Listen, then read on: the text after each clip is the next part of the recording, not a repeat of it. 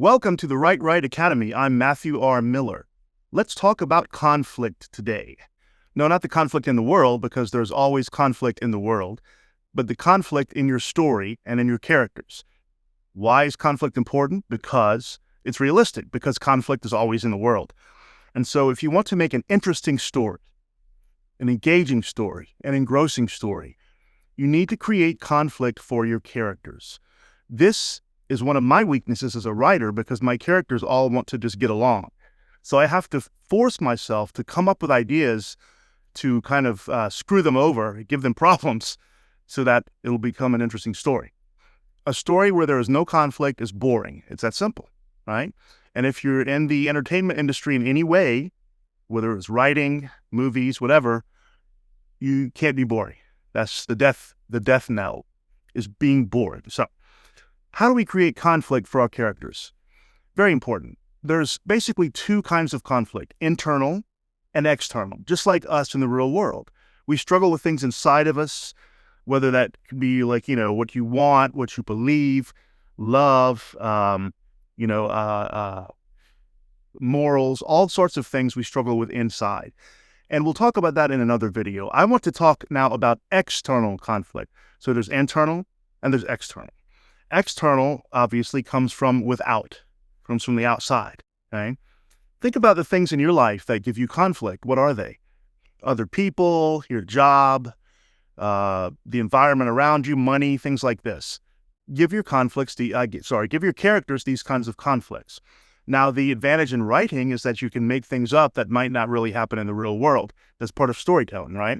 So whereas if my character's conflict is facing a vampire, well, that doesn't mean I'm facing a vampire in the real world. Or am I? So, character conflict. First kind is your character versus other characters.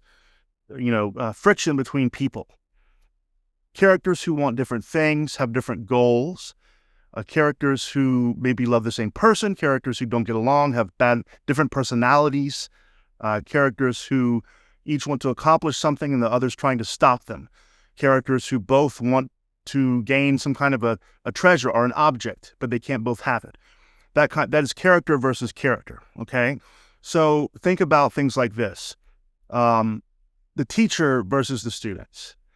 The lover versus the one who does not love them back.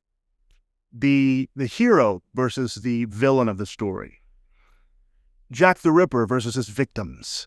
Okay, there are character conflicts, plenty of them to draw from. The next kind is character versus that character's own destiny, okay? Or maybe their fate. This is where the character struggles against what is going to happen to them, and what's going to happen is going to happen either way, but they fight it. Do you know the story from the Bible, which is, again, a great work of literature? And if you believe there's more than that, fine. I'm not arguing religion, but I'm just making the point from a literary point of view. The story in the Old Testament of Jonah. Jonah is told by God, go to the city of Nineveh, tell them to repent because I'm going to destroy the city in 3 days, or I forget. But yeah, so he said he doesn't want to do it. So he runs away. He runs away from his fate. Boards the ship, is thrown overboard in the storm. A fish eats him, vomits him up on dry land, and he goes and does what he was going to do anyway. That's an example of a character versus fate. Harry Potter, Harry didn't want to be the guy who defeats Voldemort. He just wanted to be a boy, but it doesn't matter, right?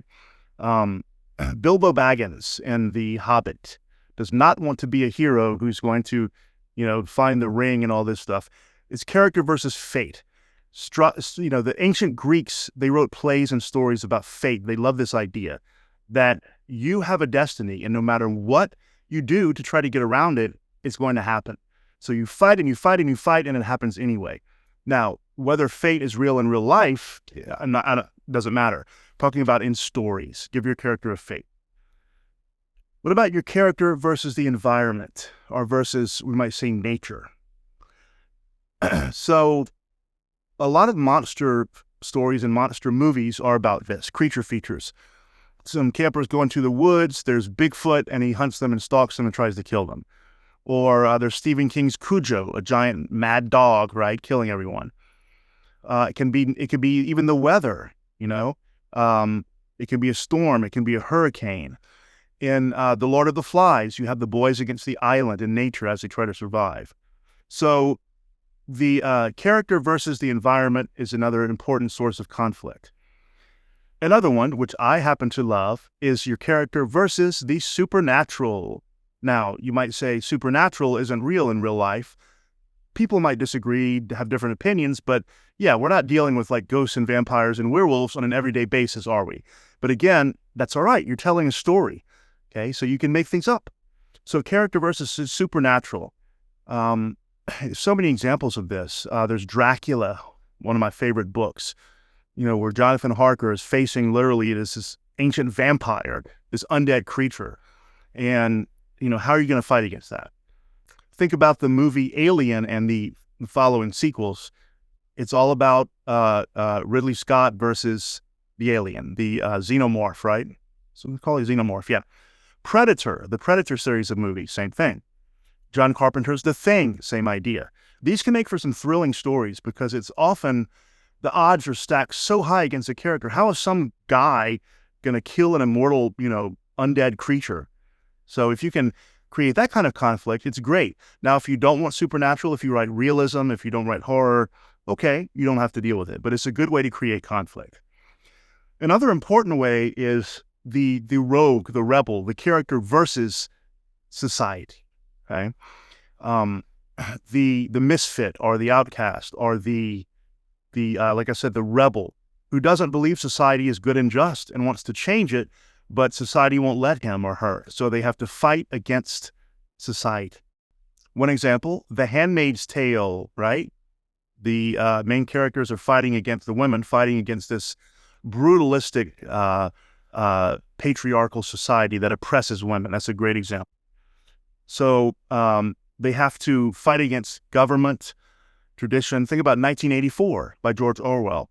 The main character, Winston, is basically kind of struggling against this all-consuming society that controls every aspect of everyone's lives. And so that's another example, character against society.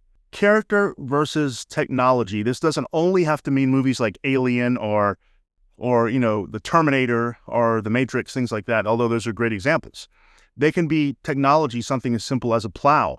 You could write a story set in the 1700s where a farmer's plow breaks, and that's causing his family to starve. That's character versus technology. So it's the technology of the time. It doesn't only have to be science fiction and the supernatural and the futuristic stories, but it can be for sure. Those lend themselves to character versus technology. But it can be anything that is technological. Technology is anything that humans have created to do something. Machines, right?